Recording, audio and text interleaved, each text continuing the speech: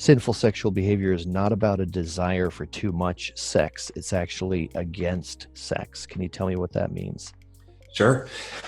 So whenever, Paul, the Bible's chief theologian, talks about the nature of sin, it's always in reference to what it's against. So sin is anti-law, it's anti-righteousness. And so in many ways, I would say sexual brokenness is against sex. It's anti-sex.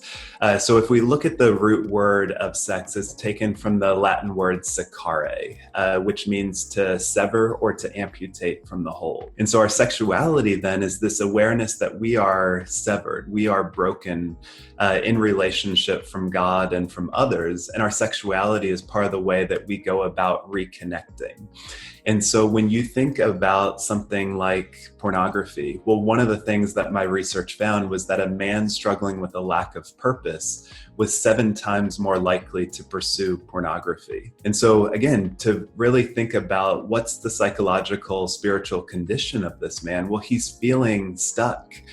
He lacks purpose. And so then he goes to pornography, and what ends up happening is he actually feels even more severed from relationships. And so just that sense of he pursued unwanted sexual behavior and he found himself even more disconnected than when he began. And I think that's really what the heartbeat of sexual brokenness, pornography, buying sex, extramarital affairs is, that they actually bring in more and more severing. And so when you look at something like John 10:10, what does that say? The thief comes to steal, to kill, and to destroy. And so anytime that we see evil messing with something, the only power that evil actually has is to twist and to malign that which God has made good. And so so much of just the debris of our sexual life is really not this pursuit of beauty, but far more this pursuit of a behavior that makes us feel